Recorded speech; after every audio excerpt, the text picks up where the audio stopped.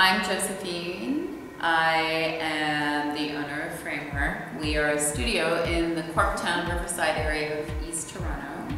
So Framewrk is all about movement and challenging your body in different ways so that you can also challenge your mind and challenge your sense of what feels good for yourself. I think you'll come in and feel like you're not being judged in this space, which is actually the most important thing. I think a lot of people are afraid of trying different things because they're afraid of looking silly. And to be honest, we all feel silly here once in a while. We learn to laugh at ourselves, so nobody feels like they're out of place. For me, the Churn community is to build a space where people feel like they can be comfortable talking about things that they deal with in the day-to-day. One of the cool things about this space is we're trying to incorporate a lot of local brands. So we ended up sourcing as much as we could, sustainable and non-toxic products. And we're going to try to continue that trend as we grow by bringing in local manufacturers, by bringing in healthy options to the beauty industry and the wellness industry, and also incorporate that into our general set of values. So the go-to way of oil products for me would be the natural deodorant, which I absolutely love because for a long time I was looking for a deodorant that worked and wasn't chalky. This is an amazing product. I love it. I put it on right before I start my workout, and it has a tingling sensation, so it reminds me that I'm still quite clean while I'm in the middle of teaching because it gets a little sweaty in here. I also absolutely love the warm-up oil. So we sourced all natural rubber mats, which is wonderful, except mine are a little bit grippy. So you'll notice that when I'm doing some of the floor work, I'm up on my elbow. Well, that ends up leaving me with like really sort of like, just like chafed, drier elbows. This product is amazing. When I get out of the shower, I actually just rub it. I rub it all over, but I use it specifically on my elbows, my knees, but my elbows really take quite the beating from the side leg lift sequence that I teach in here. So I use this, and it helps to just keep it nice and moist and keep my elbows from getting dry and chafed. Love it.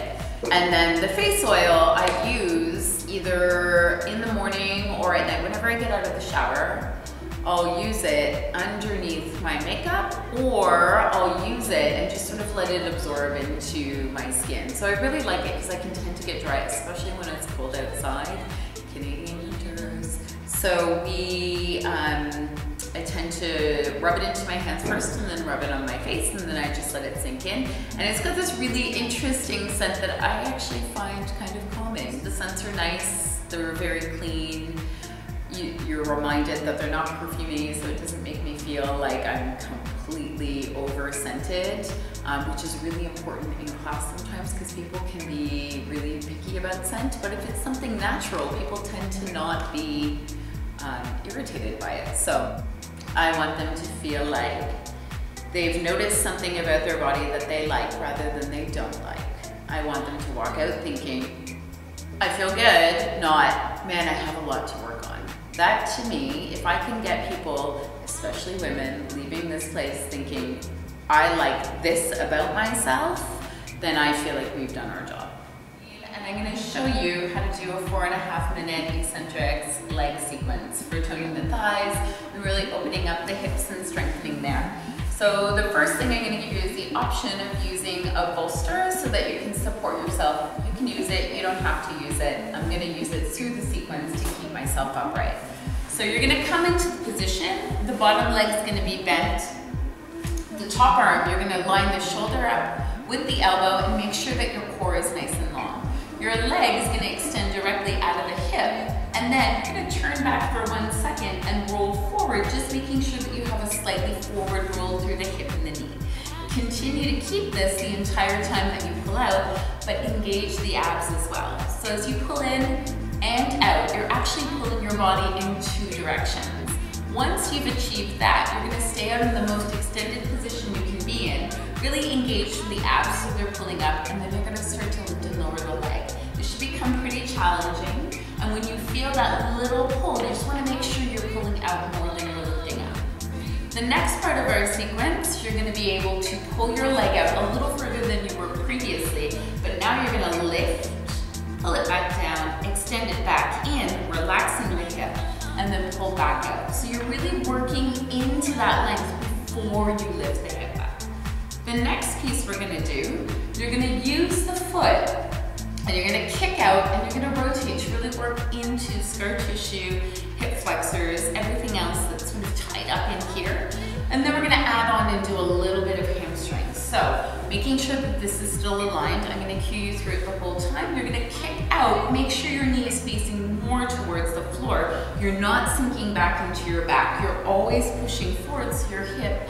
Think about having a little light here, and think about that light shining at the front of your mat. Bottom leg is nice and relaxed. When you kick out, you're going to think about lifting and lowering the hamstring. But just make sure not to sink. We've got this bolster here to remind ourselves. And as we lift up and out, you're feeling the pull across the back of the leg and lifting with that spot. After a couple sequences of those, we're going to get into hamstring and we're going to get rid of the bolster. So you have the option of laying down here. Laying down, the most important thing is that your bum doesn't go with you. You want to make sure that your bum is back and your foot is coming forward so the extension is through the back of your leg. You can add on and do some pumps, which I'm going to do, so that you really work into this muscle while it's lengthened. Then we're going to get our glutes. When we do glutes, we're going to make sure that our knees are at a 90-degree angle. We're not going to use our hips to move, we're going to use our glutes. So we're going to focus on taking our knee to knee, ankle to ankle, and just be really conscious when you're doing this that you're not sinking back. You want to make sure that the work is happening from the glute. And then once you're in that position, this one's the most important, I want you to remember as you're pushing back to do the glute sequence, you're not letting your back go back with it. You're popping your hips forward so that the action is all through the hamstring and the glute. So in the video, you want to be sure that you're not letting your body go back. You won't be able to see it. You're popping your hip forward and you're squeezing back just with your glutes, just like a little pump here. So you should feel it all through hamstring and glute. Don't forget to finish it off with a nice long stretch. Just keep remembering you're pulling your body in two directions and trying to work while the body is